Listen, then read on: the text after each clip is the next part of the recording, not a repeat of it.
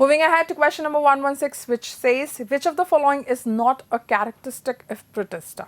Option 1 says primarily aquatic. This is a characteristic of the members of Protista. Option 2 says possess membrane-bound organelles, as it includes the eukaryotic organisms in it. Therefore, all the members will possess membrane-bound organelles. Option 3 says absence of well-defined nucleus. This is an incorrect feature with reference to the members of Protista. As they are eukaryotes, they do have a well-defined nucleus, right? They show the presence of well-defined nucleus. Absence of well-defined nucleus could be seen in the members of Monera.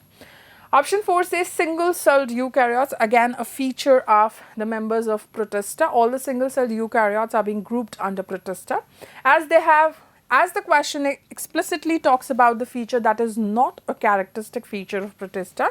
This is being correctly depicted in option 3. Therefore, we could rule out option number 1, 2 and 4 as they are stating the true characteristic of the members of Protista. Therefore, by analyzing all the options, we can infer that the correct answer for this particular question is option 3.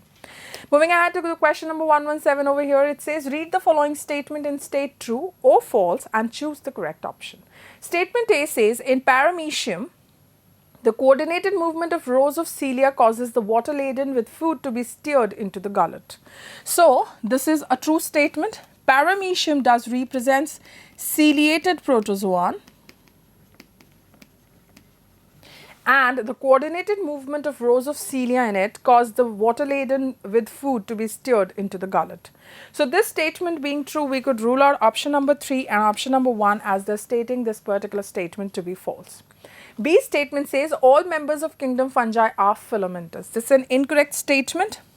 Exception is there, that is yeast, which is unicellular and therefore it's not filamentous. So, this makes this particular statement incorrect, and based on that we could rule out option number 4 as they are considering statement B to be true. And the correct depiction is in option 2. Therefore, by analyzing all the options we can infer that the correct answer for this particular question is option 2. Moving ahead to question number 118, it says read the following statement and choose the correct option. So, statement A says RNA is the genetic material in TMV. So, this is the correct statement. Tobacco mosaic virus does contain RNA as the genetic material. Statement B says bacteriophages are usually double-stranded DNA virus. Again, a correct statement. Bacteriophages that infects bacteria are usually having double-stranded DNA as the genetic material. So, both statements being true, we could rule out option number 1 and 2 as they are considering either of them to be true. Also, option number 3 as they are considering both the statements to be incorrect. So, the correct depiction of both statements being true is in option 4. Therefore, by analyzing all the options, we can infer that the correct answer for this particular question is option 4. Moving ahead to the next question, question number 119, it says aloe can be differentiated from ashwagandha as the former have.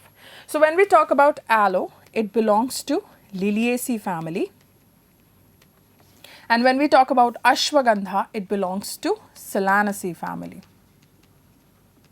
right? So, we have to identify the differentiating feature, but the feature should have been in the former. That means in aloe. So, option 1 says bisexual flowers. We could rule out this option as both of them shows the presence of bisexual flowers. Option 2 says actinomorphic flowers. Again, we could rule out this particular option as both aloe and ashwagandha shows actinomorphic flowers. Option 3 says epitepalous stamen. So, this is the correct option as aloe, that means the member of Liliaceae family show the epitepalous stamen, while ashwagandha in the Solanaceae family show epipetalous stamen. So, this is a distinguishing feature. Option 4 says syncarpous ovary. This could also be ruled out as this is a common feature between aloe and ashwagandha. Therefore, by analyzing all the options, we can infer that the correct answer for this particular question is option 3. Moving ahead to question number 120, it says select the correct one with respect to mustard. Option 1 says variation in the length of filament within a flower. So, this is a correct statement with reference to mustard, as the variation in the length of filament within a flower could be seen in salvia and mustard both. Option 2 says ovules are born on central axis. So, this is an incorrect statement with reference to mustard, as ovules are born on the inner wall of ovary in case of mustard, right, not on the central axis.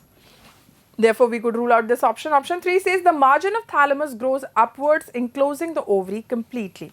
So, this is an incorrect option, as when the margin of thalamus grows upwards, enclose the ovary completely, it depicts inferior ovary. But in mustard, we see the presence of superior ovary.